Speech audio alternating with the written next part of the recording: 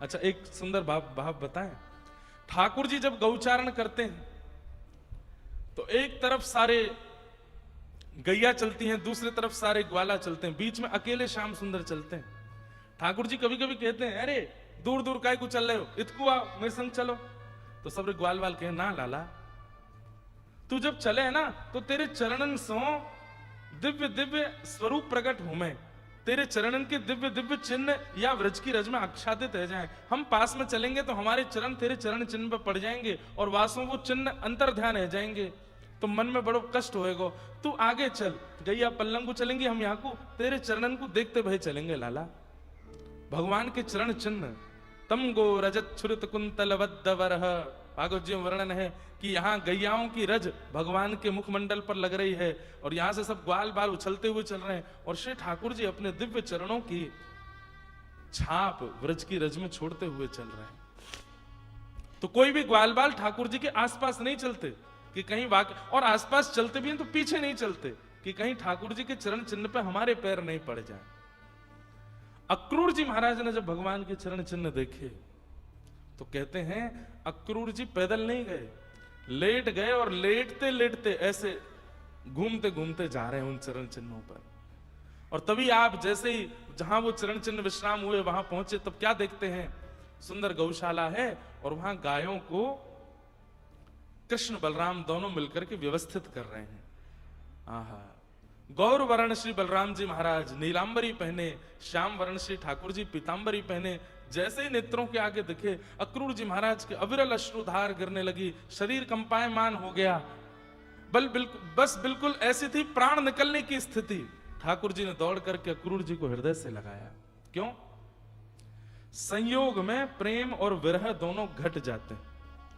कोई व्याकुल हो रहा हो, कोई विरह में आतुर हो रहा हो, उस समय यदि उसका प्रेमी उसका स्पर्श कर ले तो विरह शांत होता है।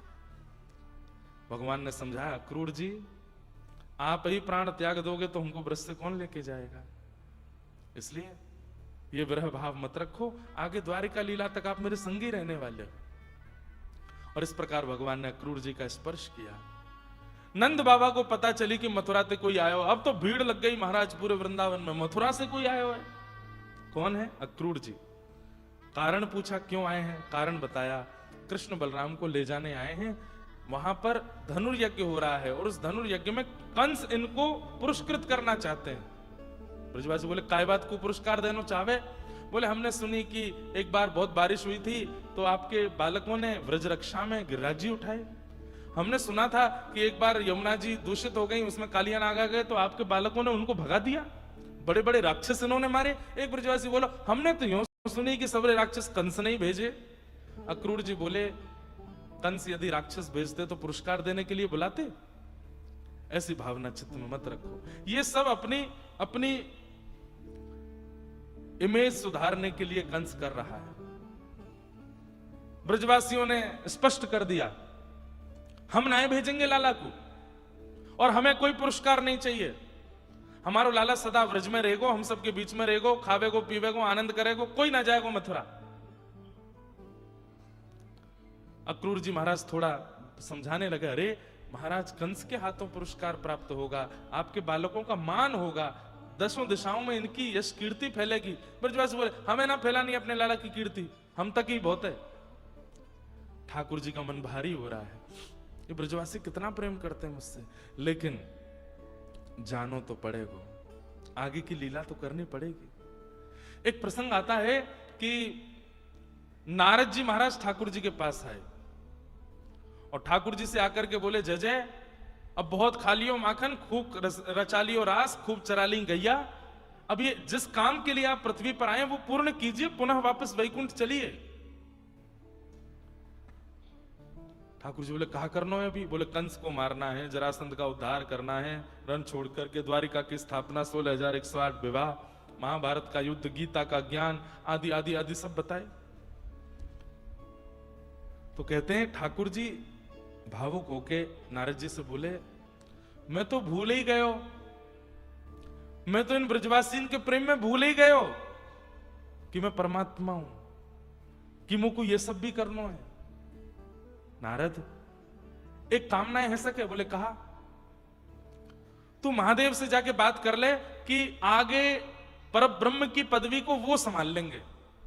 तू ब्रह्मा से जाके बात कर ले कि परमात्मा की गद्दी को ब्रह्मा संभाल ले। मैं त्याग पत्र दे रहा हूं, मुंह को नहीं अब परमात्मा के रूप में रहनो, मैं या ब्रज में ही रहूंगा, इन ब्रजवासियों के बीच में ही रहूंगा, आगे की लीला जैसे होनी है तू सब संभाल ले। नारद जी आप तो सब कर सकते हो, मुंह को या ब्रज से आगे नहीं जानो है। इन ब्रजवासियों के प्रेम से मैं इतना आनंदित है गया हूं, अब मेरे यहां से कहीं जावे को मन नहीं है।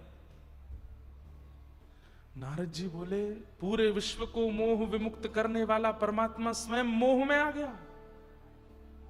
इन ब्रजवासियों का मोह आपको हो रहा है। अरे परमात्मा कोई पदवी नहीं है कि आप हटे तो कोई और बैठ गया। परमात्मा परमात्मा होता है। आपका कोई जन्म करता नहीं है, आपका कोई प्राकट्य करता नहीं है, आपसे पूरा विश्व चलता है। नाथ कैसी बात कर रहे हैं कि कोई और परमात्मा बन जाए। ठाकुर जी बोले कैसे जाऊं, ये मधुमंगल श्रीदामा तन सुखा मन सुखा ये मुझे इंद्र आदि देवताओं से भी ज्यादा प्रिय है। नारद मैं कैसे जाऊं इनसे दूर। नारद जी बोले मुझे कुछ नहीं पता नाथ, आप कुछ भी करिए, अब ब्रज से तो आपको बाहर जाना पड़ेगा। तो वही बात याद करके अब जब सब ब्रजवासी मना कर रहे हैं हमें पुरस्कार नहीं दिलवाना, हमें अपने लाला को यश कीर्ति नहीं दिलवानी, सो ठाकुर जी हृदय पर पत्थर रख के थोड़ा बनावटी मुंह बना करके बोलते हैं क्यों ना दिलवानो, तुम्हारे बालकन को यदि पुरस्कार मिलवे वारो होता तो लपक के ले जाते मथुरा, लेकिन नंद जी के लाला को पुरस्कार नहीं मिलना चाहिए, नंद जी के लाला को कोई यश कीर्ति नहीं मिलनी चाहिए। अरे नंद को लाला तो सदा चोर बन के रहना चाहिए। तुम सब ब्रजवासी चाहो ही ना हो कि मुंह को यश मिले, कीर्ति मिले, सम्मान मिले। ये बात सुनकर के ब्रजवासी स्तब्ध हो गए। ना है लाला, हमारी ऐसी भावना ना है, हम वाह भाव से नहीं कह रहे हैं। लाला तू जाने ना है कंस कितनो क्रूर है। ठाकुर जी बोले अरे कितनो भी क्रूर हो, पुरस्कार देवे के काजे बुला रहे हो। लपक के 2 मिनट में सबन ने मनाए कर दी कि ना भेजेंगे हम अपने लाला को, हमें ना दिलवानो यश कीर्ति वैभव। क्यों? या 4 दीवारी में ही मुंह को भीतर रखोगे, यहीं बूढ़ो कर लोगे। अरे सबके बालक घूमे जामे, सबके बालक आगे जामे, हम क्यों ना जा सके, हम भी जाएंगे। ये बात मन से नहीं बोल रहे हैं ठाकुर जी, लेकिन कुछ तो क्रिया बनेगी व्रत से निकलने की। नंद यशोदा सब ब्रजवासी चुपचाप ठाड़े ठाकुर जी को देख रहे हैं। दाऊ दादा भी लाला के स्वर में स्वर मिला रहे हैं, हाँ हमको जानो है। ऐसा ये ब्रज, आज कोई भी ब्रजवासी सोए नहीं है रात्रि भर। ना है लाला, हम तो बस ऐसे ही कह रहे, अरे मैं परसों आ जाऊंगा, जान दो मुकू।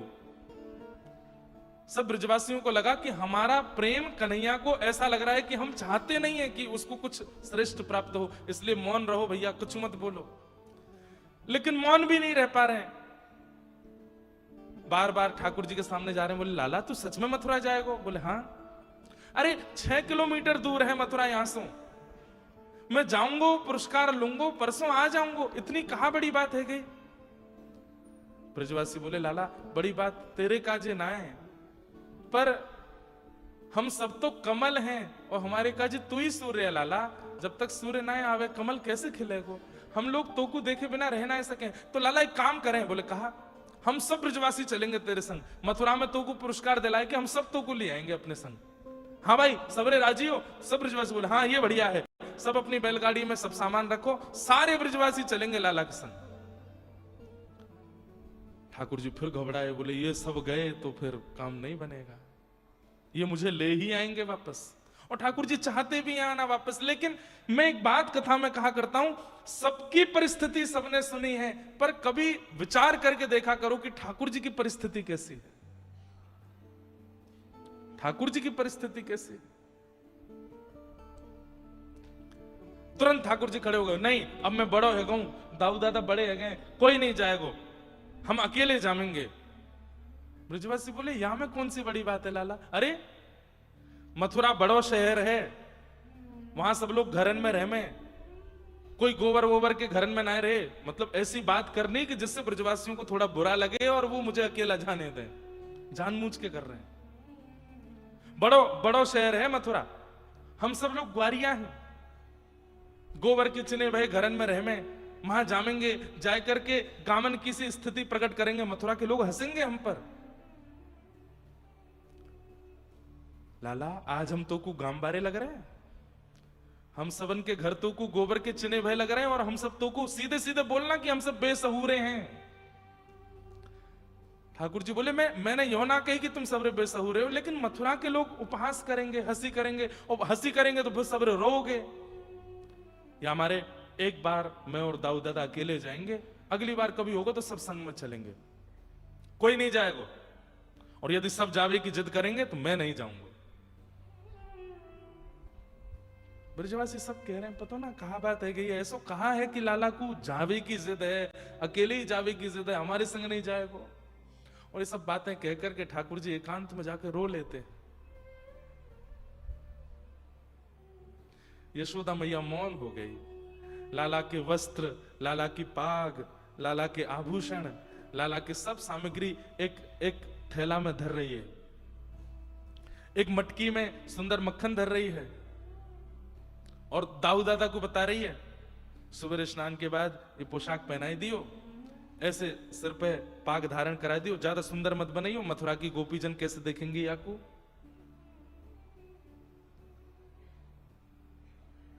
ठाकुर जी देख नहीं पा रहे इस भाव को, नंद भवन की अटारी पर खड़े होकर के पूरे वृंदावन को देख रहे हैं, मानो अपने नेत्रों में बसा रहे हैं, अपने रोम रोम में बसा रहे हैं, और प्रणाम कर रहे हैं वृंदावन को।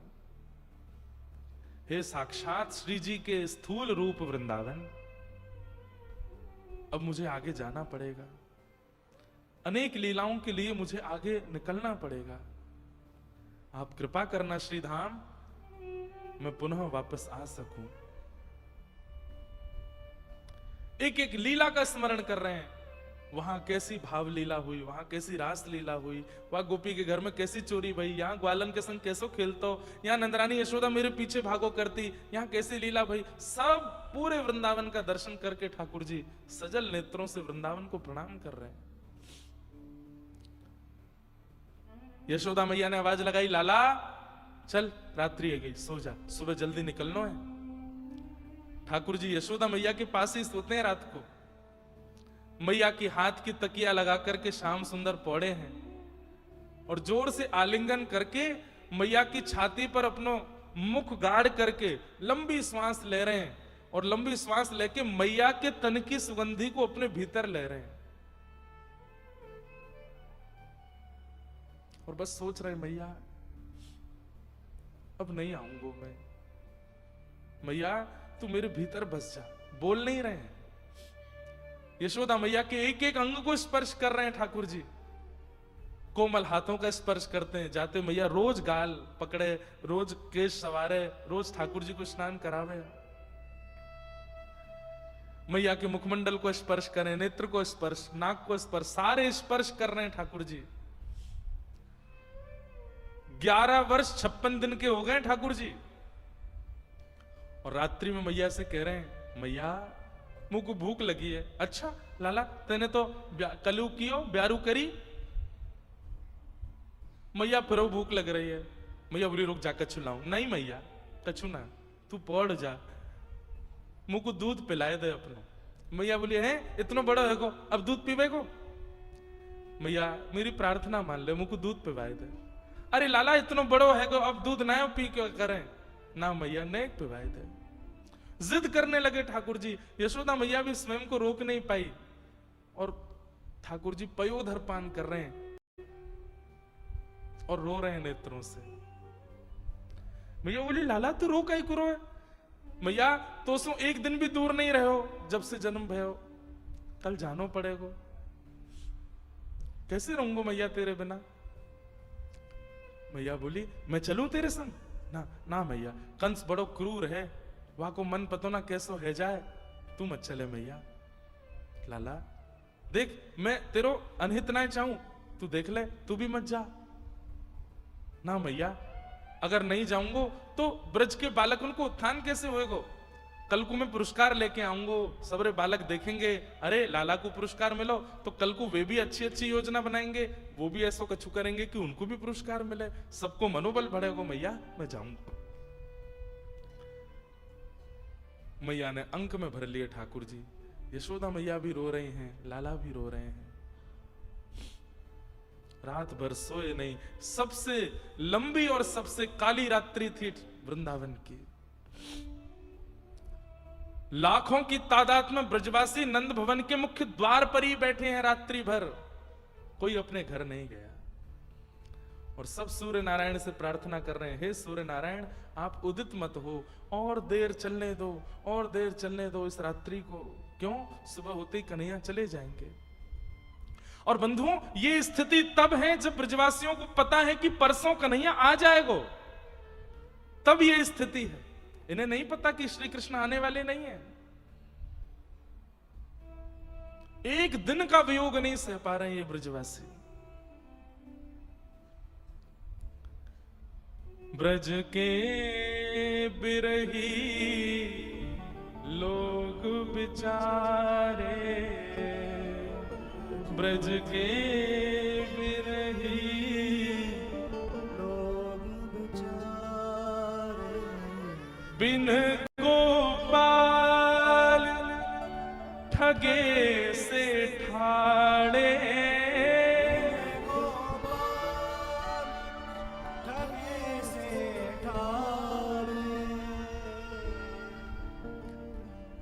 से ठाड़े। ब्रज के बिरही लोग बिचारे, ब्रज के बिरही लोग बिचारे। प्रातः काल का समय हुआ, यशोदा मैया की नींद लग गई, और जब आंख खुली तो क्या देखती है? लाला अपने आप नहा लियो। लाला ने वस्त्र भी पहन लिए और ठाकुर जी अपनी पाग बांध रहे हैं अपने हाथ से पहली बार। और यशोदा मैया उठ करके, लाला तू कब उठ गयो? मैया बस अभी उठो। तू नहा लियो? तुम मोए ना उठा सको? अपने आप वस्त्र पहन लिए, अपने आप पाग बांध रहे हो अपनी, मोसो ना कही एक बार। मनी मन ठाकुर जी सोच रहे हैं मैया मुंह को आज स्नान कराएगी, वस्त्र पहनाती तो मैं जा ही नहीं पाता। अब दूर जानो है तो अपने आप अभ्यास करने पड़ेंगे। भैया मुंह को लगी कि कल मथुरा में स्वयं स्नान करना पड़ेगा, तो आज से ही प्रारंभ करूं कैसे स्नान हुए, कैसे वस्त्र। ठाकुर जी को नहीं आते वस्त्र पहनने, आज तक नहीं आते। आज भी कोई भक्त पहनाए तो पहनते हैं, लेकिन उस दिन स्वयं धारण किए। माखन की लौनी और सुंदर रोटी के साथ मैया ने बाल भोग करायो है, लड्डू पवायो, दूध पिवायो, लाला को तिलक कियो है। मेरो लाला खूब प्रेम से जाइयो, विजयी है के लौटियो, पुरस्कार लेके आइयो। दाऊ दादा और ठाकुर जी दोनों ने प्रणाम किया। आंखें लाल पड़ी हैं ठाकुर जी की, पर अश्रु को आने नहीं दे रहे। बंधुओं, अश्रु आपके वश में नहीं होता। श्वास और अश्रु, ये दो गतिविधि हम लोगों की ऐसी है जिसको हम चाह करके रोक नहीं सकते। श्वास कितनी भी रोक लो, बहुत देर बाद लेनी ही पड़ेगी, उसके बिना चलेगा नहीं। ऐसे अश्रु है, अश्रु भावनात्मक प्रकट होता है, उसको आप कितना भी चाहो कि ना निकले ना निकले, मैं पी जाऊं, नहीं पी सकता कोई। लेकिन अगर कोई पी रहा है, समझो वो कितना विरह में है। ठाकुर जी अश्रु नहीं प्रकट होने दे रहे हैं। आंखें लाल पड़ी है, नीचे नजर करके चल रहे हैं, किसी को देख नहीं रहे, क्योंकि किसी का रूप देख लूंगा तो कहीं मैं टूट ना जाऊं। नंद भवन से बाहर निकले लाखों ब्रजवासी और बिल्कुल शांति, ऐसा लगी ही नहीं रहा कि सामने कोई खड़ा है। क्यों? सब अपलक नेत्रों से कृष्ण को देख रहे हैं। और धीमे से आवाज आती है, लाला मत जाना, लाला तू मत जावे, लाला तू जैसे कहो हम वैसे रहेंगे, लाला तू मत जावे। अरे हम ब्रजवासी के प्रेम से बड़ो पुरस्कार है लाला।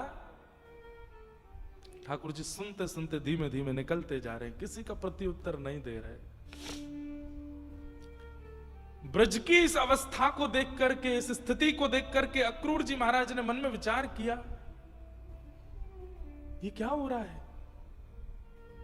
इन ब्रजवासियों की स्थिति देख करके लगता नहीं है कि ये कृष्ण को केवल बालक मानते हैं। अरे इनके प्राण बसते हैं श्री कृष्ण में, और मैं ऐसे कृष्ण को लेके जा रहा हूं और मुझे पता है कि कृष्ण वापस आने वाले नहीं है। क्यों? क्योंकि जब अक्रूर जी वृंदावन आ रहे थे तो देवकी मैया मिली हैं अक्रूर जी से, और अक्रूर जी से कहती हैं मेरे लाला को लेने जा रहे हो? बोले हाँ।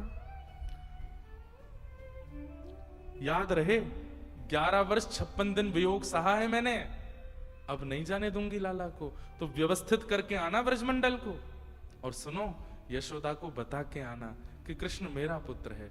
इसलिए नहीं कि मुझ में कोई प्रतिस्पर्धा है या मेरे अंदर कोई ईर्ष्या भाव है, केवल इसलिए कि वो मां है, प्रतीक्षा करेगी अपने पुत्र की, और प्रतीक्षा में कहीं पागल ना हो जाए, इसलिए उसको वास्तविकता बता के आना कि कृष्ण देवकी नंदन है। अक्रूर जी महाराज ने स्थिति देखी, तुरंत नंद भवन के भीतर यशोदा मैया द्वार पर खड़ी थी, मैया से बोले मैया 2 मिनट भीतर आओ, मुझे आपसे चर्चा करनी है। भीतर ले जाकर के चरणों में बैठ करके अक्रूर जी महाराज कहते हैं मैया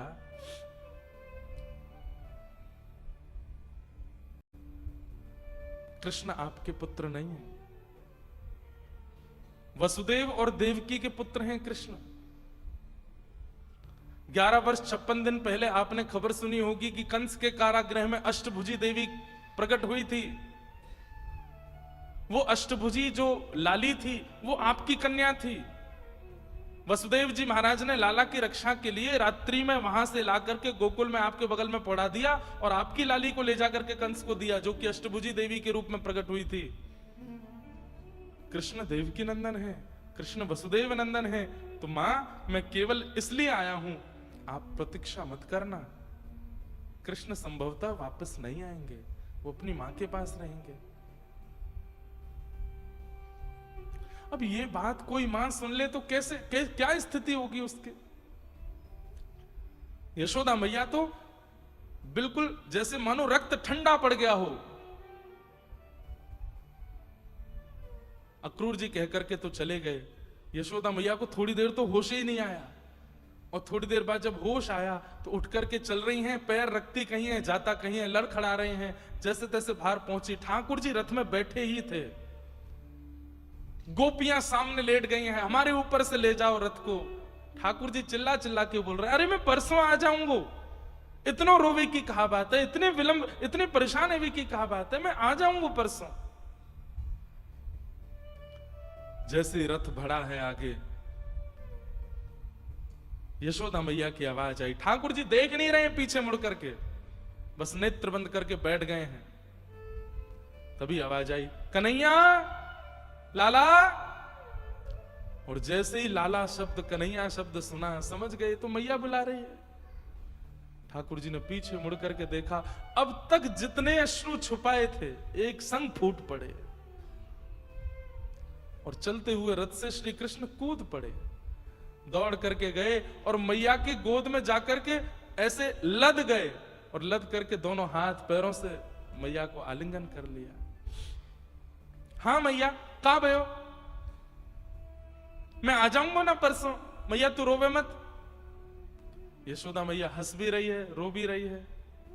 कन्हैया परसों आएगो? बोला हाँ। मेरे सिर पे हाथ रख के सौगंध खा के गए परसों आवेगो? ठाकुर जी कुछ नहीं बोले। आऊंगो ना मैया? बोले कहना तेरी सौगंध मैया आ जाऊंगो। बचपन ते तो तेने इतनी बार सौगंध खाई, आज खा ले। ठाकुर जी कुछ नहीं बोले। यशोदा मैया पुनः हृदय से लगाती है, बोले तो कुछ संकुचित ना करना चाहूं लाला, लेकिन आज मुझको पता चली कि तू मेरो लाला नहीं है, तू तो देवकी को लाला है। कन्हैया तू जा मथुरा, अरे वह मैया ने जाने तो कुछ जन्म दियो, वो तेरी प्रतीक्षा कर रही होगी, लेकिन बस मेरी एक बात मान के चलो जा, एक वचन मुझको दे के चलो जा। ज्यादा ना खबर मिले कि यशोदा मैया मरणासन अवस्था में है, और मैया कहूं कि धाई मां कहूं, ठाकुर जी मां को पकड़ ले, मां ऐसे मत बोलो। बोले लाला तू मेरा पुत्र नहीं है, अब तो यही शब्द कहना पड़ेगा। नहीं मां मैं आपको ही लाला हूं, मैं पूरे विश्व की सौगंध खा के कह रहा हूं, मैं आपको ही लाला हूं मां, ऐसा मत के।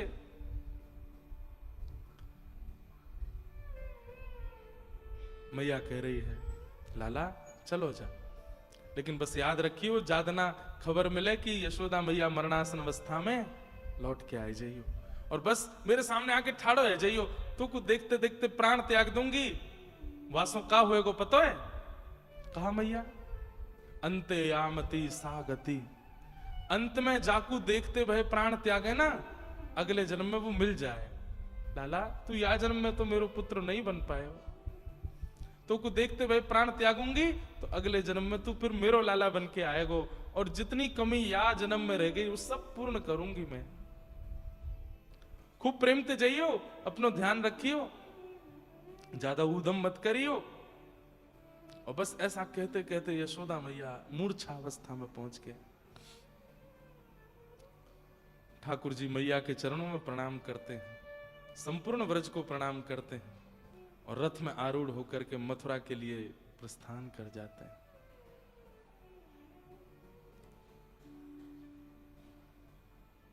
सब ब्रजवासी खड़े खड़े निहार रहे हैं और ठाकुर जी निकल गए। बंधुओं, अब हमारे व्रज साहित्य के अनुसार जैसे ही वृंदावन की सीमा पर पहुंचे हैं तो अक्रूर जी महाराज के मन में आया कि मैं यमुना स्नान कर लूं, और अक्रूर जी श्री यमुना स्नान करने के लिए गए हैं। तो ऐसा वर्णन करते हैं कि ठाकुर जी ने वहां दो रूप प्रकट कर लिए, और अपने स्वभाव जन्य रूप को तो ठाकुर जी ने व्रजमंडल में बिछा दिया। मतलब कण कण में ठाकुर जी आ गए, कण कण में, वृक्षों में, वल्लरियों में, छोटे छोटे पौधे पत्ते सब के अंदर ठाकुर जी विद्यमान हो गए। ठाकुर जी का स्वभाव जन्य रूप पूरे व्रजमंडल में आच्छादित हो गया, और ठाकुर जी का प्रभाव जन्य रूप आगे की यात्रा पर गया है। और इसका प्रमाण कि जब अक्रूर जी ने स्नान किया तो यमुना जी में ठाकुर जी ने उनको चतुर्भुज रूप में दर्शन भी कराया। प्रभाव जो है ठाकुर जी का, जहां वे सुदर्शन धारण करते हैं, जहां वे हाथ में गदा धारण करते हैं, जहां वे परब्रह्म रूप में रहते हैं, वो प्रभाव अब द्वारिका और मथुरा लीला में आगे गया है। पर ठाकुर जी का जो स्वभाव है, जहां वे प्रेमी बनकर के अपने भगवत तत्व को छुपाते हैं, केवल वेणु धारण करते हैं, प्रेम में वशीभूत होकर के ग्वाल बाल गोपियों के संग आनंद करते हैं, वो रूप ठाकुर जी का वापस वृंदावन में चला गया। और प्रकट रूप में नहीं, अप्रकट रूप में वृक्ष, वल्लरी, रज, कण, यमुना जी सब में विराजमान हो गया। इसलिए ठाकुर जी कहीं भी अनुभव दे देते हैं, किसी वृक्ष में, कभी यमुना जी में, कभी किसी कण में, कभी किसी गली में, कभी कहीं, क्योंकि संपूर्ण व्रजमंडल ही कृष्ण हो गया है। और ठाकुर जी मथुरा के लिए गए। मथुरा पहुंचे श्याम सुंदर। मथुरा में जाकर के एक धोबी का उद्धार किया, माली का उद्धार किया, कुबल्या पीड़ हाथी का उद्धार किया, धनुष भंजन किया, बड़े बड़े मल्लों के साथ युद्ध करके भगवान ने महाराज कंस के मुकुट को उतार के उनके शीश को पकड़ करके 50 सिद्धि ऊपर से नीचे पटक दिया, वध कर दिया।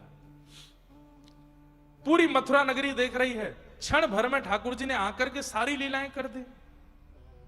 उग्रसेन को राजा बनाया और दौड़ करके भगवान कारागृह में गए हैं। 11 वर्ष 56 दिन से प्रतीक्षा कर रही है देव की मैया, और आज जैसे ही श्याम सुंदर इतने बड़े होकर के मैया के सन्मुख पधारे, दौड़ करके मैया ने हृदय, देखिए ये ठाकुर जी का स्वरूप, एक जगह विरह दे करके आए हैं, एक जगह वियोग दे करके आए हैं, और एक जगह आकर के संयोग दे रहे हैं। संयोग प्रदान किया। और भगवान ने देव की वसुदेव से प्रथम आज्ञा प्राप्त करी, क्या कि अब मुझे पढ़ने के लिए विद्यालय जाना है। देव की मैया बोली लाला अब ही तो आयो है। बोले मैया अब उम्र है गई, अब कछु साल गुरु सन्निधि में रह के अध्ययन करके आऊंगा और फिर मैं आपके पास ही रहूंगा ना। फिर ठाकुर जी मथुरा से उज्जैन गए। सांदीपनि उपाध्याय जी के यहाँ भगवान ने अध्ययन किया, और वहां स्वाध्याय करके ठाकुर जी कुछ वर्ष बाद लौटे। वहीं ठाकुर जी को सुदामा नाम के मित्र मिले हैं। एक दिन ठाकुर जी का भाव रुदन हुआ। उद्धव जी महाराज ने कहा जय जय क्यों रुदन कर रहे हैं? बोले व्रज की याद आती है। भगवान ने उद्धव से कहा कि तुम वृंदावन जाओ। और वृंदावन जाकर के ब्रजवासियों की खबर लेकर के मुझे बताओ और मेरी खबर उनको दे के आओ। और श्री उद्धव जी महाराज ठाकुर जी की आज्ञा से वृंदावन गए। वृंदावन जाकर के बहुत विरह का प्रसंग है, इसलिए ज्यादा इसका विस्तार वृंदावन में नहीं करना है। उद्धव जी महाराज वृंदावन गए, सब ब्रजवासी किशोरी जी और गोपियों से मिलन करके कह के गए थे ठाकुर जी से मैं शाम तक आ जाऊंगा। 6 महीने बाद लौट करके आए। 6 महीने बाद जब श्री उद्धव जी महाराज पधारे, अत्यंत प्रेम युक्त होकर के आए। कहां वृष्णि नाम प्रवरो मंत्री कृष्णस्य दयित सखा शिष्यो बृहस्पतिर साक्षात उद्धवो बुद्धि सत्तम। कहां उद्धव जी महाराज के लिए इतनी उपमाएं और इतना योग्यताओं का वर्णन किया गया। आज वे उद्धव जी महाराज तृणादपि सुनीचेन बन करके आए हैं, बिल्कुल दीन बन करके आए हैं, लंबी दाढ़ी केश जटा बन गए हैं और महाराज प्रेम में बस बिहुवल, आंखें सूज रही हैं। ठाकुर जी ने कहा उद्धव जी नाथ, बोले तुम तो कह रहे थे शाम तक आऊंगा, 6 महीने लगा दिए आने में। उद्धव जी ने आकर के ठाकुर जी का हाथ पकड़ा, बोले भगवान वापस वृंदावन चलो, ये संसार आपके लिए है ही नहीं। वो ब्रजवासी यशोदा मैया राधा रानी ये सब गोपी यही आपके हैं नाथ, मत करो आगे की लीला, सदा वृंदावन में ही रहो। ठाकुर जी बोले बस मैं यही चाहता था कि मेरा उद्धव प्रेमी होकर के आ जाए, ऐसा भक्ति भाव में युक्त होकर के आ जाए। वास्तविकता यह है उद्धव कि मैं व्रज से कभी कहीं जाता ही नहीं, देख। और ठाकुर जी ने व्रज की ओर जब उद्धव को दिखाया, जहां जहां दृष्टि पड़ी सब जगह कृष्ण ठाड़े हैं, प्रत्येक गोपी के साथ, प्रत्येक भाव से।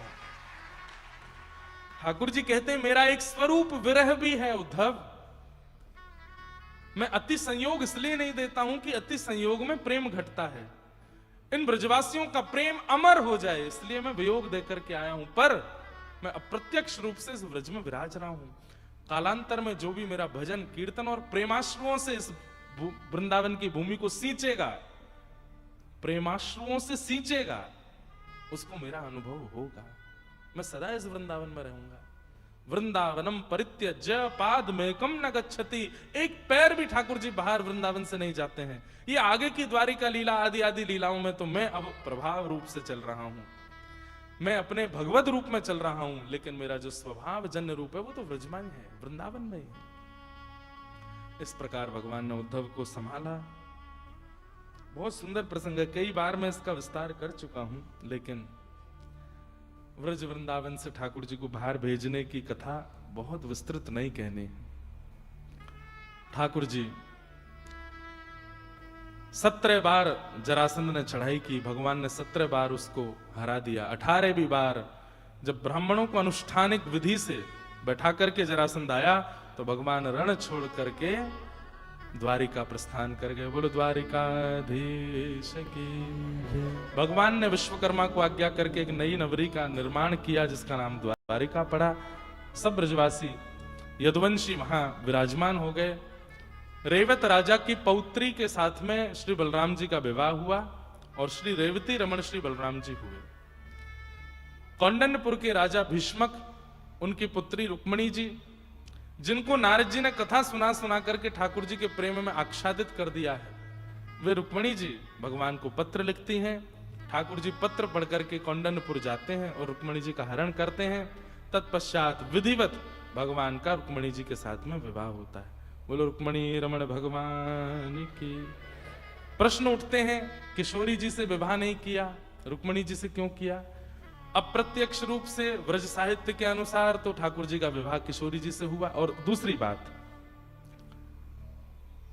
हमारे नित्य किशोर अजन्मा बिहरत बिहरत एक प्राण दो तनमा, हमारे नित्य किशोर। विवाह अब समझने वाली बात है, विवाह उनका होता है जो हमेशा अलग थे, उनको एक किया जाता है, पर जो एक ही हैं उनको एक कैसे किया जाए जो एक ही हैं? श्री किशोरी जी भिन्न नहीं है, श्री किशोरी जी कोई देवी नहीं है, श्री किशोरी जी कोई अन्य किसी भाव से प्रकट नहीं है, श्री कृष्ण ही किशोरी जी के रूप में है, ठाकुर जी ही किशोरी जी के रूप में आए हैं। उन दोनों में कोई अंतर नहीं है, बस दोनों के प्राण एक हैं, देह अलग अलग है, प्राण एक ही है, उन दोनों में कोई अंतर नहीं। लेकिन फिर भी हमारे व्रज भाव से ठाकुर जी का विवाह किशोरी जी से हुआ। पर भागवत जी के भाव से ठाकुर जी नारायण हैं और नारायण का विवाह लक्ष्मी से होता है, और लक्ष्मी के साथ रुक्मणी जी के साथ में ठाकुर जी का विवाह हुआ। भगवान का प्रथम विवाह रुक्मणी जी के साथ में हुआ। ठाकुर जी का द्वितीय विवाह जामवती, जामवंत की बेटी। अब एक प्रसंग आता है, इसको सीमंतक उपाख्यान कहते हैं। बहुत ध्यान से सुनो, हम कथा को विश्राम की ओर लेके चलें, बहुत प्रसंग है, थोड़ा थोड़ा सबका स्पर्श कर लेते हैं। सीमंतक उपाख्यान सुनने वाले को कभी कलंक नहीं लगता, इसलिए ध्यान से सुन लेना। द्वारिका में एक सत्राजित यादव नाम का व्यक्ति रहता है, जिसके पास में एक मणि है जो कि 5000 किलो से ज्यादा सोना प्रत्येक दिन देती है। मणि। भगवान को जब ये बात पता चली तो ठाकुर जी ने बड़ी लॉजिकली सोचा कि एक व्यक्ति को इतने सोने की आवश्यकता तो होती नहीं है, ये मणि यदि द्वारिका के कार्यालय में आ जाए तो इस सोने से पूरी द्वारिका का उद्धार हो सकता है। तो भगवान ने यही प्रस्ताव सत्राजित के आगे रखा कि ये मणि हमको दे दो, तुमको जितना चाहिए रोज का हमको बता दो, हम तुमको दे दिया करेंगे। और नियम था कि 5-6 घंटे उस मणि की पूजा करनी पड़ती है, तब वो इतने 1000 किलो सोना देती है। भगवान की बात बिल्कुल ठीक थी, अकेला व्यक्ति इतने सोने का क्या करेगा, लेकिन सत्राजित को यह बात समझ नहीं आई और उसने भगवान के मुख पर स्पष्ट मना कर दिया कि मैं मणि आपको नहीं दूंगा, मेरी मणि है, सूर्य नारायण ने प्रसन्न होकर मुझे दी है, आपको क्यों दूं? ठाकुर जी बोले निवेदन आग्रह एक ही बार करना चाहिए, पीछे नहीं पड़ना चाहिए किसी के, छोड़ो। भगवान एक बार निवेदन करके गए। अगले ही दिन सत्राजित का छोटा भाई था प्रसेन, उसने भैया से कहा मुझे मणि देना, मैं गले में पहन के थोड़ा नगर में घूम के सबको दिखाऊं। तो पूरी द्वारिका में चर्चा होता है सीमंतक मणि, सीमंतक, सबको दिखा के आता हूं, देखो हमारी मणि कैसी। हाँ क्यों नहीं, इधर आओ भाई। अपने छोटे भाई को मणि पहना दी, जाओ घूम के आओ, सबको दिखा के आओ। पूरी नगरी में घोड़े पर बैठ करके घूम रहा था, सब देख रहे थे, ओहो यही है सीमंतक मणि, इतने 1000 किलो सोना देती, आदि आदि सब। नगर में भ्रमण करता करता जब वन में गया तो वन में एक शेर ने उस मणि को देख करके आक्रमण किया और प्रसेन को मार करके मणि अपने पास रख ली। आगे एक रीछ ने शेर को मार दिया और मणि रीछ लेकर के चला गया, भालू। 5 दिन हो गए, जब प्रसेन नहीं मिला तो सत्राजित ने पूरी द्वारिका में हल्ला कर दिया कि मेरा भाई कहां है, सबने ढूंढा नहीं मिला। तो उसने कहा कहां गया होगा, तुम्हें क्या लगता है? तो सत्राजित ने कहा मेरे संशय तो ऐसा है कि द्वारिकाधीश कृष्ण मणि मांगने आए थे मुझसे, मैंने देने से मना कर दिया, इसलिए इन्होंने मेरे भाई को बंदी बना करके मणि अपने पास रख ली है। इसी को कहते हैं कलंक, जहां कुछ होता नहीं है लेकिन जबरदस्ती आप पर आरोप लगा दिया जाता है। भगवान पर कलंक लगा दिया कि मेरे भाई को बंदी बना के मणि इन्होंने चुरा ली है। और इस बात का प्रमाण है, मेरे द्वारपालों से पूछो, प्रसेन के गायब होने से एक दिन पहले कृष्ण आए थे कि नहीं आए थे? सबने गवाही भी दे दी, बोले हाँ कृष्ण आए थे, मणि मांग रहे थे। अब बात तो एक होती है, फिर 5 तो अपने आप बनाने वाले होते हैं कि बोले जब वो जा रहे थे तो प्रसेन को देखते हुए जा रहे थे, जब वो जा रहे थे तो देखते हुए जा रहे थे, देखता हूं कब तक चलेगा, ऐसा ऐसा लोगों ने बात बना दी। और सबसे बड़ी आश्चर्य की बात कि पूरी द्वारिका नगरी ने विश्वास भी कर लिया कि ठाकुर जी ने मणि चुराई है। और क्या कह के, चोरी का स्वभाव तो बचपन से ही है इनका। पहले मक्खन चुराते थे, अब यही होता है, छोटी चीज चुराओ, 1 रुपया चुराते हैं, फिर 10 रुपया चुराओ, फिर 100, फिर 500, ऐसी करते करते करोड़ों तक पहुंच जाते हैं। पहले मक्खन चुराते थे, अब मणि चुराने लगे, कौन सी बड़ी बात है, चोर तो ये बचपन से ही है। पूरी द्वारिका ने विश्वास कर लिया कि भगवान ने मणि चुराई है। उद्धव दौड़े दौड़े गए और भगवान के पास जाके बोले नाथ, पूरी द्वारिका में अपयश हो रहा है, सब आप पर संशय कर रहे हैं, सबको शक हो रहा है कि आपने मणि चुराई है, आपने ये गलत काम किया है, और लोग बाग तो ये ताने और दे रहे हैं कि आप तो बचपन में चोरी कर ही चुके हो, अब भी कर सकते हो। ठाकुर जी हंसने लगे, उद्धव ये संसार है, यहां पर अपने भी संशय कर लेते हैं, अपनों को भी संशय होता है, शक होता है। और मैं ये बात बताना चाहता हूं पूरे विश्व को कि मैं परमात्मा होकर के इस कलंक से और शक के दायरे से नहीं बच पाया, तो तुम तो मानव हो। इसलिए हर किसी व्यक्ति के जीवन में एक पड़ाव ऐसा आएगा कि पूरे विश्व को उस पर संशय हो सकता है। विश्व ना भी करे, परिवार को तो होगा। और आप कितनी भी सफाइयां देना फिर भी आप दोषी ही माने जाओगे। तो अब करना क्या है? ठाकुर जी की लीला सुनो। उद्धव बोले नाथ क्या करें? भगवान बोले उद्धव कभी गहराई से सोच, द्वारिका नगरी बनाई मैंने बनवाई, इन यदुवंशियों को लेकर के मैं यहां आया, इनके बच्चों की पढ़ाई लिखाई खाना पीना सब मेरी वजह से चलता है, लेकिन मेरी एक चूक और इन सब के चित्त में शक हो रहा है। कितना भयावह है संसार।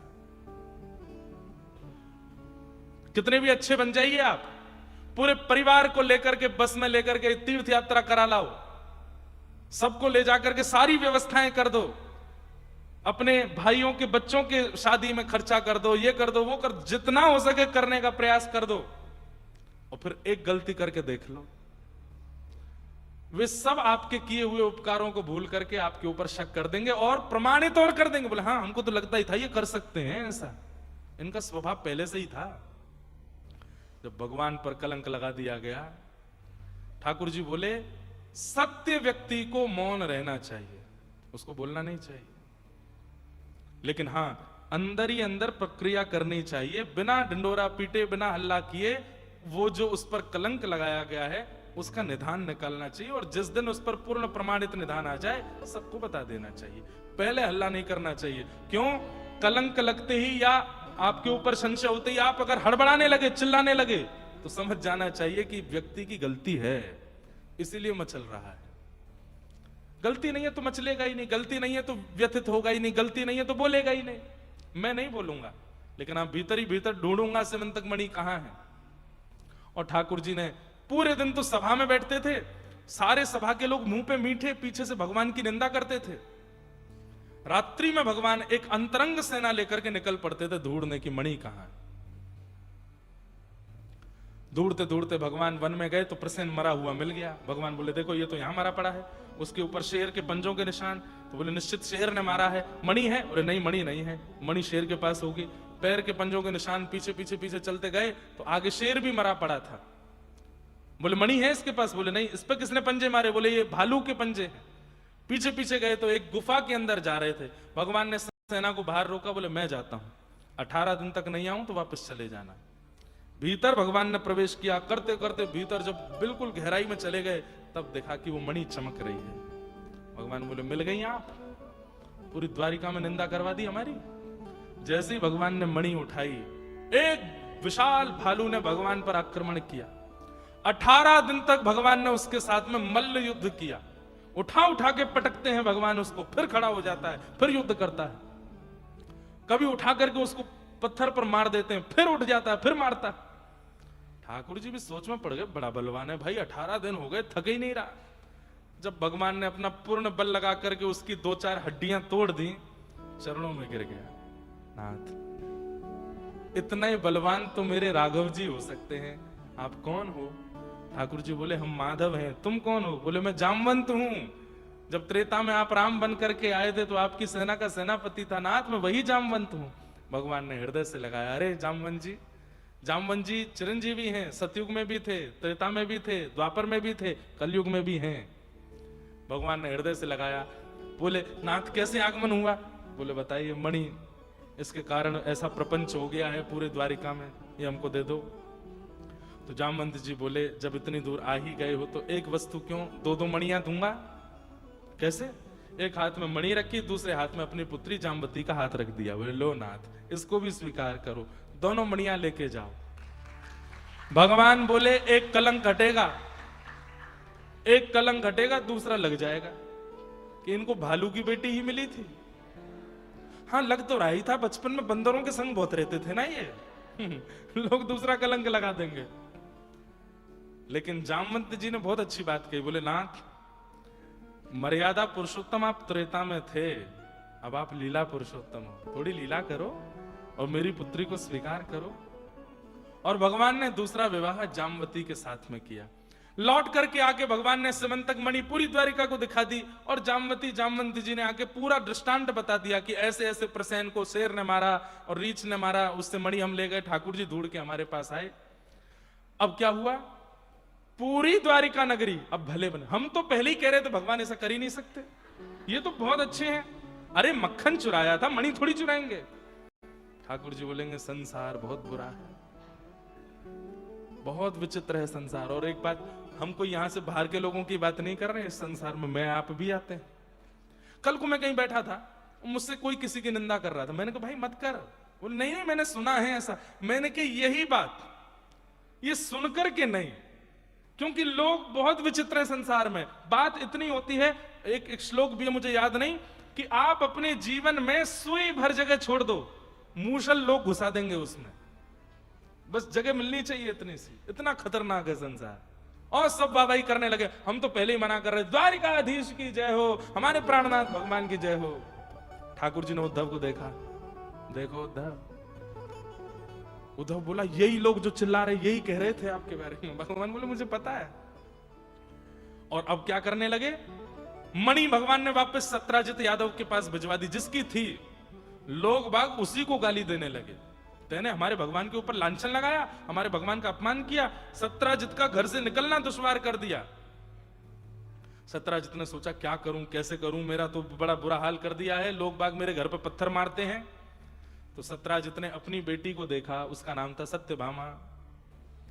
सत्यभामा की सगाई ऑलरेडी हो चुकी थी सतधनवा के साथ में, लेकिन सगाई तोड़ करके भगवान के पास गया और जाकर के बोला, नाथ क्या हम इस मित्रता को, भगवान बोले मित्रता कब थी हमारी, क्या हम इस मित्रता को संबंध में परिवर्तित कर सकते हैं।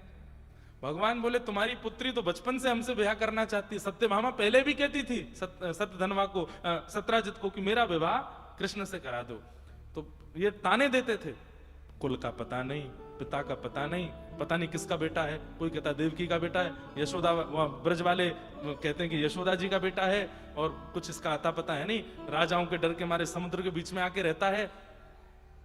तो सत्यभामा कहती थी रहते तो आप भी हो इसी द्वारिका में, लेकिन उन पर ही सारे लांछन को। तो तब भगवान से पैज में आकर के इसने जबरदस्ती सगाई की थी सतधनवा के साथ में, और आज खुद ही संबंध लेकर के गया, केवल अपनी इज्जत साफ करने के लिए। जैसे ही पहुंचे, भगवान से जाकर के कहा कि मेरी बेटी से ब्याह कर लो। ठाकुर जी बोले ठीक है, और भगवान ने तीसरा विवाह सत्यभामा के साथ में किया। अब सत्यभामा के ब्याह की ढोल नगाड़े किसने सुने, सत्यभामा के पूर्व मंगेतर ने। और वो ब्याह इसलिए कर रहा था क्योंकि दहेज में मणि मिलेगी। जैसे उसको पता चला है सगाई तो मुझसे हुई थी, ब्याह कृष्ण से कर दिया, ये तो बहुत बुरा हुआ। अब वहां सत्राजित अपनी पुत्री का ब्याह करके अंतिम में जब विदाई हो रही थी, तो एक कपड़े में बांध के मणि लेकर के आया। तो भगवान से कहा दहेज स्वीकार करें। ठाकुर जी बोले दूर रखो इसको मुझसे, चाहिए ही नहीं मुझको।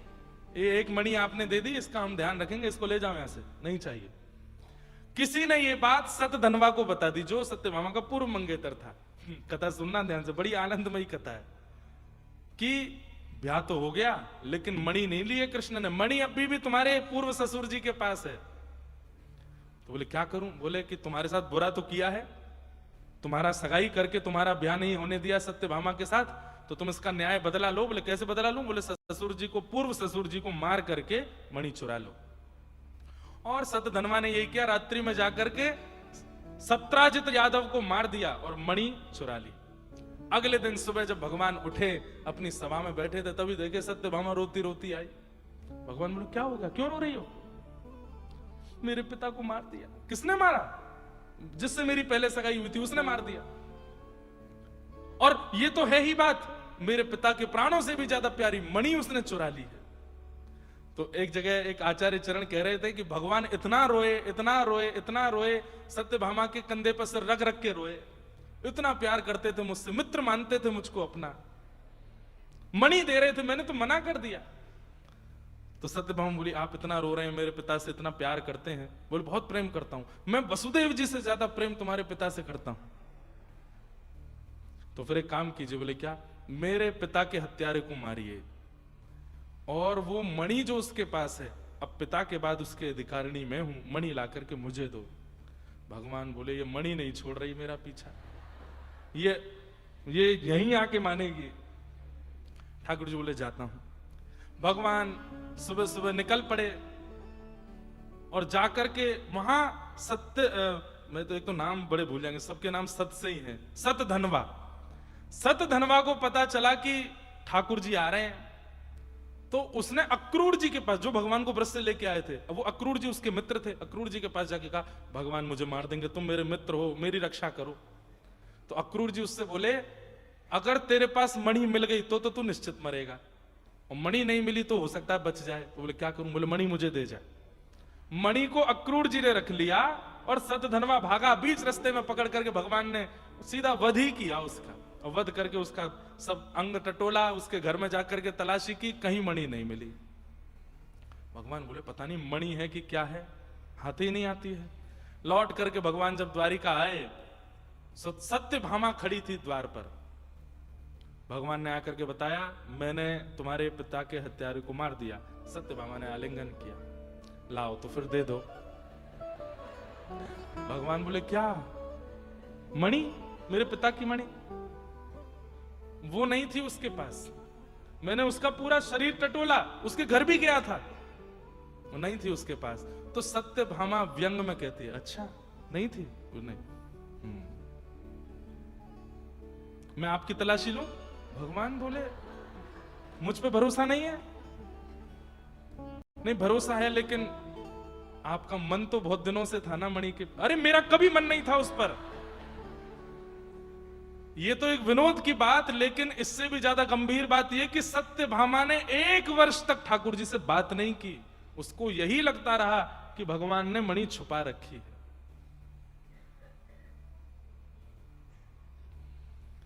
ठाकुर जी उद्धव जी से कहते हैं उद्धव भगवान का प्रेमी सखा सार सब कुछ है उद्धव। भगवान कहते देख रहे हो उद्धव, मेरी खुद की पत्नी जिससे मैं ब्याह करके आया हूं उसी को मुझ पर संशय हो रहा है। 1 वर्ष तक भगवान बोले ज्यादा हाथ पैर पटकते नहीं, अगर तुम सत्य हो तो विचलित मत हो, चाहे तुम्हारे ऊपर पूरा विश्व शक करने लग जाए फिर भी संशय मत करो, आपको विचलित होने की आवश्यकता नहीं है। और एक बात ये बिल्कुल निश्चित है, विचलित होता ही वो है जो गलत होता है। भगवान बैठे थे, 1 वर्ष लगभग हो गए। एक दिन एक ब्राह्मण आया और उस ब्राह्मण ने यहां तक सोने पहन रखे थे, गले में खूब सारे स्वर्ण पहन रखे थे, पैरों में भी सोने के कड़ूला और इतना सारा स्वर्ण।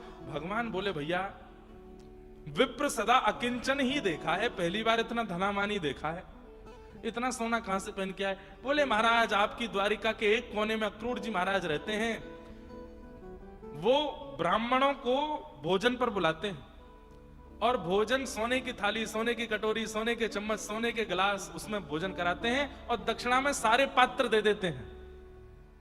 भगवान बोले बहुत सोना आ रहा है क्रूर जी पे।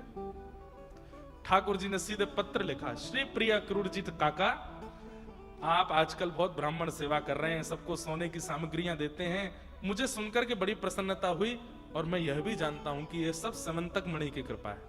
मैं नहीं चाहता कि आप मणि लाकर के मुझे वापस दो, पर मैं चाहता हूं कि आप आकर के पूरी नगरी के आगे आके स्वीकार करें कि मणि आपके पास है, क्योंकि अभी भी मुझ पर ही संशय किया जा रहा है। तब श्री अक्रूर जी महाराज अति ग्लानि के साथ में आए और आकर के पूरी नगरी को उन्होंने मणि दिखाई। बोले मणि मेरे पास है, ठाकुर जी के पास नहीं है। सत्यभामा को जब ये बात पता चली, भगवान से जाके क्षमा मांगने लगी। ठाकुर जी बोले क्षमा की क्या बात है, मैं गलत नहीं हूं तो मुझे विचलित नहीं होना, मुझे बुरा भी नहीं मानना। और इस प्रकार संपूर्ण समंतक उपाख्यान सुनाया गया। हमारे आपके लिए बड़ी उपयोगी बात है ये पूरी कथा। ऐसे समंतक उपाख्यान का प्रसंग हुआ। कितने विवाह हो गए भगवान के? रुक्मणी जी के साथ, जाम्बती के साथ, सत्यभामा के साथ, और 4था विवाह भगवान का हुआ कालिंदी यमुना जी के साथ। श्री यमुना महारानी की जय। यमुना जी के साथ में विवाह हुआ। आज हम छुट्टी नहीं देंगे शाम 6 बजे तक।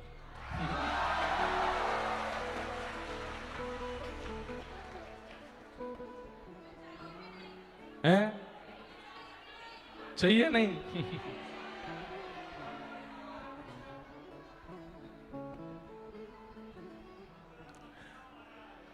चलो आपको नहीं नहीं नहीं इतनी लंबी नहीं करेंगे।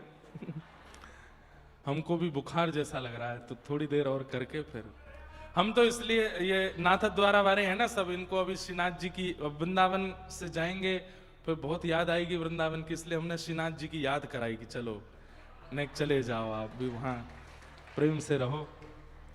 लेकिन अभी श्री जी बाबा के दर्शन करने हजारों वैष्णव, लाखों वैष्णव जा रहे हैं, पर वो सबसे ज्यादा खुश आप लोगों को देख के होंगे, क्योंकि व्रज से आप लोग जाओगे, वृंदावन से जाओगे। वृंदावन प्राण प्रिय है ठाकुर जी को।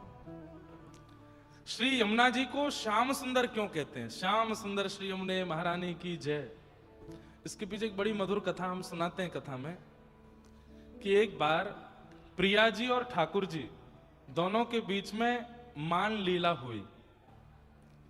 मान लीला का नियम क्या है कि कोई एक रूठेगा, दूसरा मनाएगा, और रूठने का कारण हो तो अच्छा, नहीं हो तो भी रूठना है, जबरदस्ती रूठना है, दूसरा मनाएगा। तो अधिकतर मान लीला में जो निपुण है वो हमारी किशोरी जी हैं, रोज अधिकतर मान लीला वही करती हैं। लेकिन इतनी भोली, इतनी सीधी हैं कि ठाकुर जी नेक मनावे सोई मान जाए। लाला नेक नृत्य करके दिखाई दे, नेक बांसुरी बजाए दे, नेक ठाकुर जी कछु बढ़िया उपहास, कुछ हंसी मजाक की बात कर दें, सोई श्री जी को मान चलो जाए। एक दिन किशोरी जी बोली, मैंने तो बहुत मान कियो, अब आप मान करो, मैं मनाऊंगी।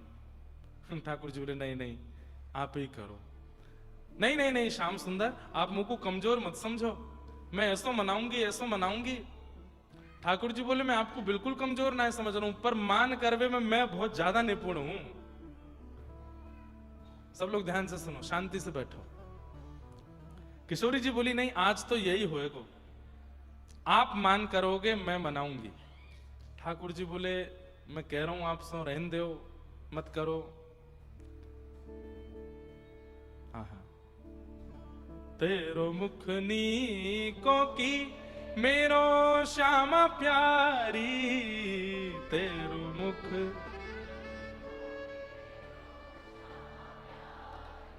दर्पण हाथ लिए नंद नंदन दर्पण, सांची कहो वृषभानु दुलारी, सांची कहो ओ तेरो मुख नीको की मेरो श्यामा प्यारी, तेरो। ठाकुर जी दर्पण लेकर के बैठे और कह रहे हैं, हे श्यामा जी बताइए दोनों में कौन ज्यादा सुंदर है? मैं ज्यादा सुंदर हूं कि आप? किशोरी जी बोली, अच्छा हमसे कहो, तुम ही क्यों ना देखो, हमसे कहो तुम ही देखो, हम गोरी तुम श्याम बिहारी, हम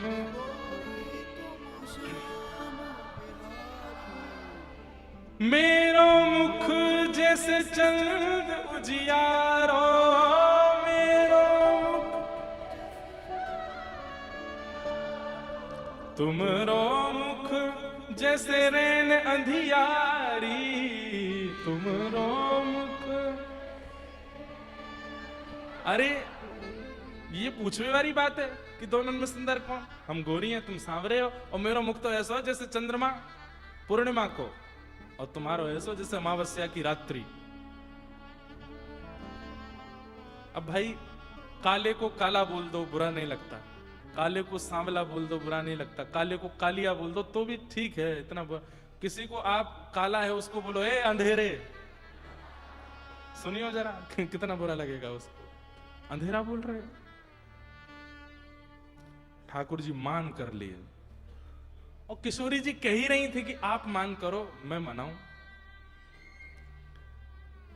लेकिन इस पद में तो भाव है कि ठाकुर जी अगले ही क्षण रीझ गए। किशोरी जी बोली, अच्छा मान करके बैठे हो? बोले हाँ। देखो किशोरी जी गाती हैं, तुम रो नयन में मोटो मोटो कजरा, तुम रो नयन में मोटो मोटो कजरा, हमरे नयन में तुम बनवारी, हमरे नयन में तुम बनवारी। हे श्याम सुंदर, आप तो नेत्रन में काजल लगाए के आयो, पर लगा के आयो, मेरे नेत्रन में काजल है? ठाकुर जी बोले हाँ है। तो बोले स्पर्श करके देखियो। ठाकुर जी ने स्पर्श कियो। बोले हाथ में क्यों नहीं आ रहा? बोले क्योंकि मेरे नेत्रन को काजल तो आप ही हो। ठाकुर जी हंस गए, अच्छा, और फिर रूठ गए, आपने अब मुंह को काजल बोलो। अरे श्री जी बोली नहीं नहीं नहीं, मैं कछु ऐसा थोड़ी कह रही हूं। तुम तो नख पे गिरिवर धारो, तुम तो नख पे गिरिवर धारो, हम उर्धार रहे गिरधारी, हम उर्धार रहे। और ये बात ऐसी बोल दी कि ठाकुर जी रीझ गए। ठाकुर जी से किशोरी जी कह रही हैं, आप तो नक पे गिरिराज जी धारण करते हैं, पर गिरिराज जी सहित गिरिराज जी उठावे वारो हमने अपने हृदय में धारण कर रखो है। ये बात सुन के ठाकुर जी का मान तो सब दूरदार चला गया। लेकिन आज की लीला में क्या हुआ? किशोरी जी बोली आप मान करो। ठाकुर जी बोले नहीं नहीं नहीं नहीं, आप ही करो। नहीं नहीं, आज आप करोगे। ठाकुर जी बोले देख लो, अच्छा ना लगे मैं ही मना तो अच्छा लगूं। श्री प्रिया जी आप चरणन में बैठे हैं, आप मना में अच्छा ना लगे। किशोरी जी बोली नहीं मैं मनाऊंगी, आप मान करो। ठाकुर जी बोले कर लूं? बोले हाँ करो। कर लूं? करो। सोई ठाकुर जी बैठ गए, मान कर रहे हैं, कोई बात नहीं है, ऐसे ही रूठे हैं। अब प्रिया जी मना रही हैं, कभी ठोड़ी पे हाथ रखें, कभी कुछ बात सुना में, कछु गा के सुना में, कभी नृत्य करके दिखा में, कभी कछु बना के लिया में, पवा में। लेकिन ठाकुर जी की उदासी दूर नहीं। करते करते करते करते संध्या की बेला हो गई, ठाकुर जी ने मान नहीं छोड़ो। अच्छा, मान लीला का नियम है कि संध्या तक यदि मना लिया तो मनाने वाला जीत जाएगा, और संध्या तक नहीं मना पाए तो मान करने वाला जीतेगा। ये खेल है प्रिया प्रियतम का। लेकिन संध्या होते ही मान छोड़ना पड़ेगा, एक दूसरे का आलिंगन करके फिर वे नंद भवन जाएंगे, वो बरसाने जाएंगी। लेकिन संध्या हो गई, किशोर जी थक हार के बोले मैं तो मना ही नहीं पा रही, अब छोड़ो, आप जीते मैं हारी, आपकी विजय भाई मैं हार गई। ऐसा मान करे, ऐसा मान करे हैं? सुबह तो मना रही हूं, रीझ ही नहीं रहे हो। ठाकुर जी ने अब भी मान नहीं छोड़ा, और ऐसे ही मोह बनाए करके किशोरी जी बोली अब तो मान जाओ, नंद भवन जावे से पहले तो मान जाओ। ठाकुर जी नहीं माने और नंद भवन चले गए। रात भर किशोरी जी को नींद नहीं आई।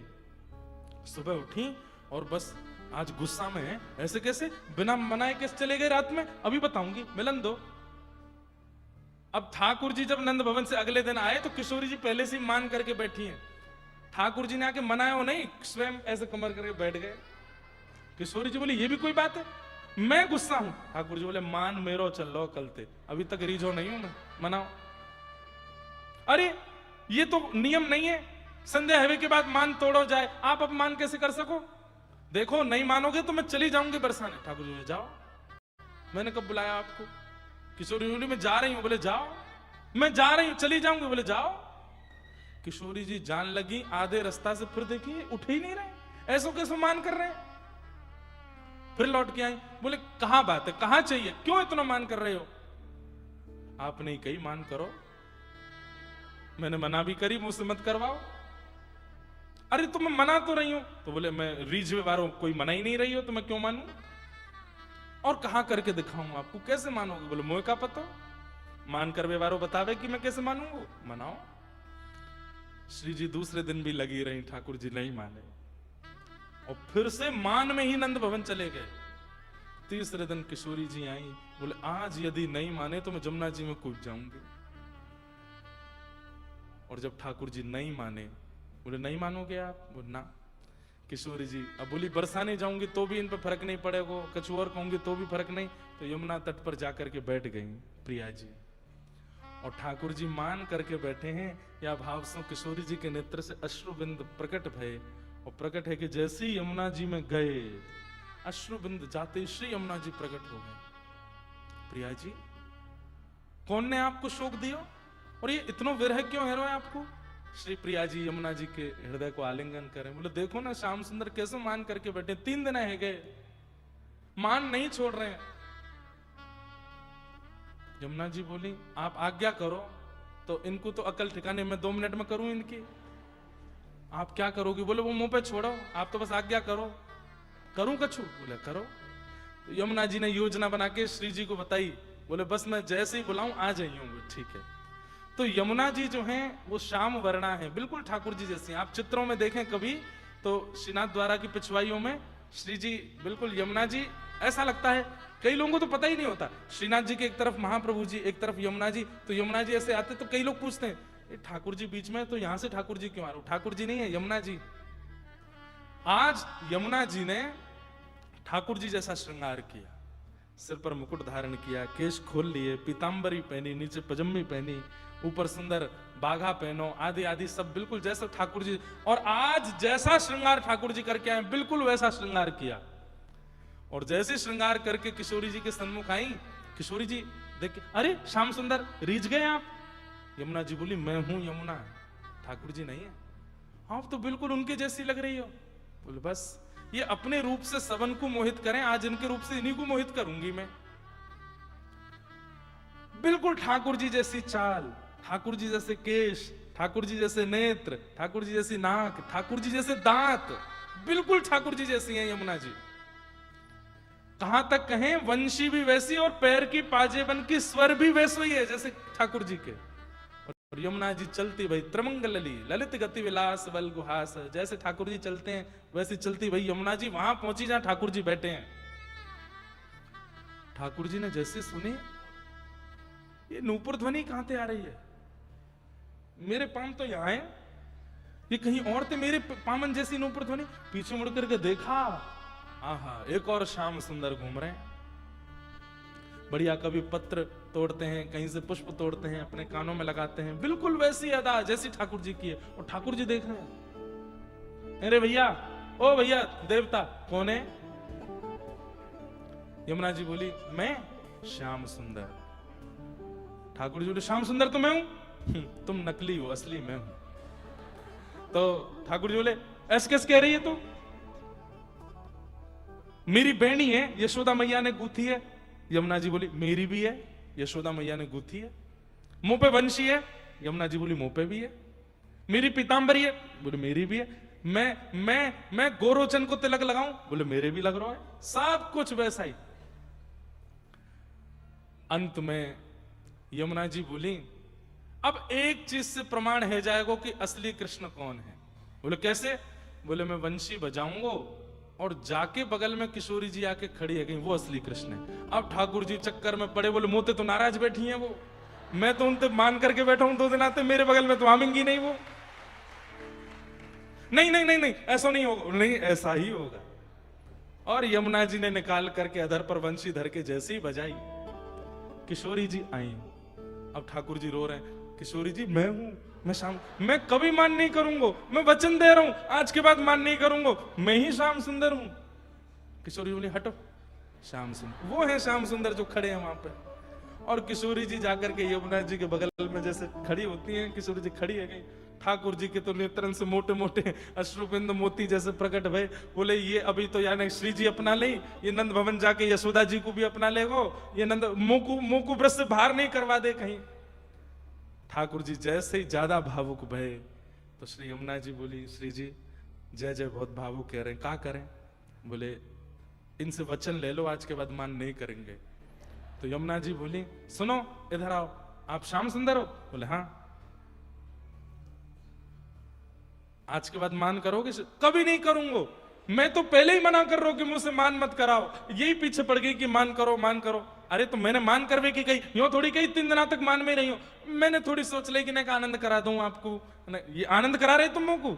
मैं रो रही हूं, बिलक रही हूं, बरसाने जा रही हूं, ये आनंद है? मैं आज तो वचन दे रहा हूं, हे श्यामाजू मैं कभी मान नहीं करूंगा। आपकी गलती हो आप मान करियो, मैं मनाऊंगा, और मेरी गलती होगी तो भी मैं आपको बता दूंगा, हे श्यामाजू आपने कुछ गलत किया है, मुंह को मान करना पर मैं नहीं करूं, आप ही करो। मेरी गलती पे भी आप मान करियो, अपनी गलती पे भी आप मान करियो, दोनों तरफ से मैं ही मनाऊंगा। ये बात कहते ही श्री यमुना जी तुरंत चरणों में प्रणाम करती हैं, श्याम सुंदर क्षमा करियो, ये सब लीला तो किशोरी जी के भाव से करी, और आप तो किशोरी जी के ठाकुर जी को पकड़ करके किशोरी जी के बगल में कियो। किशोरी जी ठाकुर जी को आलिंगन करें, ठाकुर जी किशोरी जी को, यमुना जी दोनों की बलैया ले रही हैं। और तब यमुना जी और ठाकुर जी दोनों ने श्री यमुना जी से कही है, श्री जी और ठाकुर जी दोनों ने यमुना जी से कही, अब आप एक ही भाव रखो, क्या आज के बाद आप इसी रूप में ही रहोगी, जैसे श्याम सुंदर को श्रृंगार है वैसे श्रृंगार आप करोगी। और तब से श्री यमुना जी श्याम सुंदर रूप में रहती हैं। श्याम सुंदर श्री यमुने महारानी की